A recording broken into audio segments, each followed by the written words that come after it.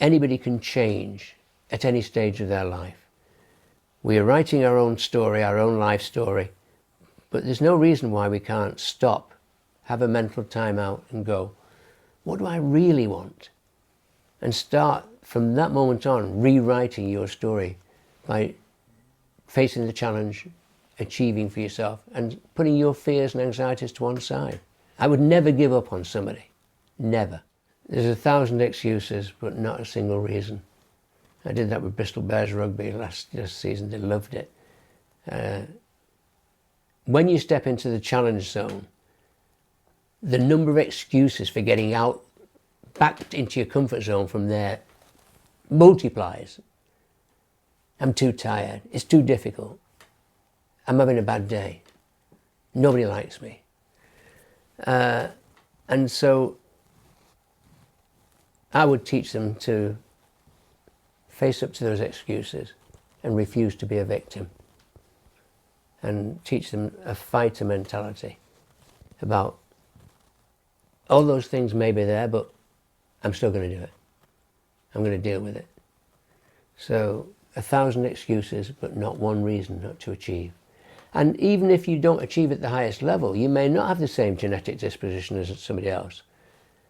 But there's an awful lot of players playing in the Premier League football in this country who are B for talent, not quite as genetically superior, but A for attitude. And attitude is something anybody can have, anybody. Talent is something that may be a little bit God-given, but attitude is anybody's. You can decide to improve your attitude any day. Okay, so just to emphasise on that point, because I think that is really important to this, is if you've got that predisposition to have a negative mindset and a defeatist mindset, you can switch it around to have the positive attitude that could take you, if you're a young person, to becoming a high achiever in sports or high achiever in business. You're in control. You're in control of your mind. It's your mind. So you decide what you think. We're not stuck with the mindset we've got. No, it's the mindset that's with us for certain reasons. We've got to change those reasons. We've got to decide we want something different, and then we can develop a fresh mindset. If you was looking at an athlete, I know it's there's so much that goes into the psychology, but how would you have them work on themselves to start off with? Like, what's the first few things they'd start to look at? What do you want? How badly do you want it? How much are you willing to suffer? With the what do you want, is there any exercises they can do, like write down goals? Is there anything that you recommend personally? There's an exercise in my latest book which says, who am I? And it is a written exercise. You write down, I mean, it starts with a dream. If you don't have the dream, then you're not really going to go anywhere, but you have a dream. And then I have to help them translate the dream into commitment, and then translate the commitment into belief, into action, into challenge, into resilience, into fighter mentality. So it's a process, but there are many exercises, but they're all the same. They're reframing your thinking from negative to positive. They're all saying, I remember doing an exercise with the England women's soccer team, and they were guilty of negative self-talk. They talked themselves down. So I gave them an exercise where I would give them a negative and they would have to shout out a positive. We're not good enough. We're great. And the best one was, we're never going to win today. And the answer came out, we're going to win because we're the meanest bitches on this field today. And I just cheered and clapped them. That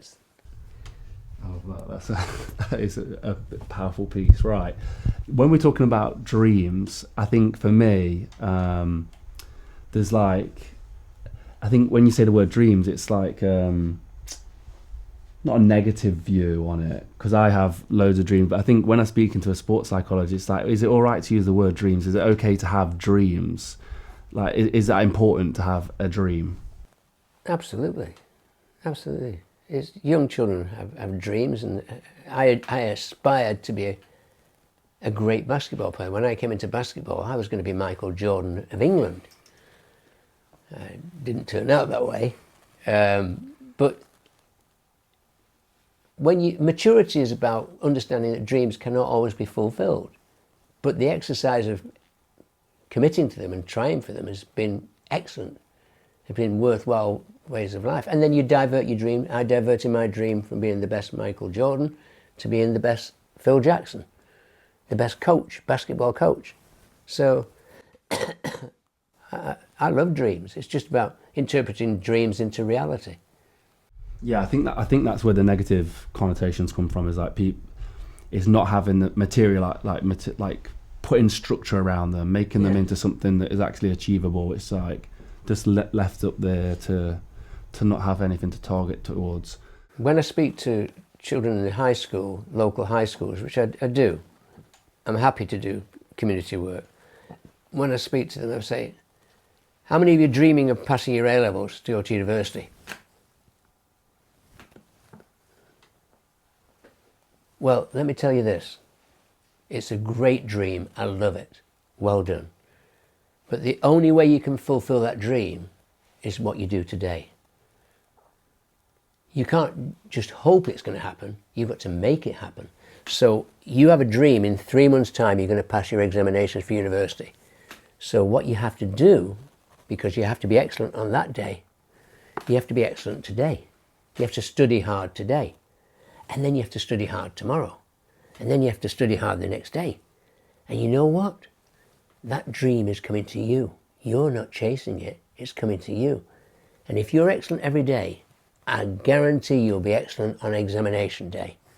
And you've achieved your dream. As many of you know, we are independent creators and filmmakers, but there is a massive attack on us right now. Traditional media over the last few years has started to slowly die. They are no longer the independent voice that you first thought they were. That's why we've created Mulligan Brothers Patreon. We've built something special for our most dedicated supporters, and I want to break it down for you real quick. The supporter tier gets you ad-free early access to both video and audio versions of Mulligan Brothers interviews 24 hours before it goes public. The executive tier gets you everything that a supporter tier gets, plus more. Exclusive interviews and behind the scenes content, walk and talks, daily routines, unreleased interviews, the stuff that you don't see anywhere else. And finally, the executive producer tier. Everything from the supporter tier and the executive tier, plus exclusive perks. Access to our treatment packages. Be the first to see which guests are coming up and get insight into the topics we'll be discussing before anyone else. And you'll even get an executive producer credit on every single documentary that we make. So if you've ever wanted to support the Mulligan Brothers mission of inspiring change so we can go around the world and get these stories that nobody else will,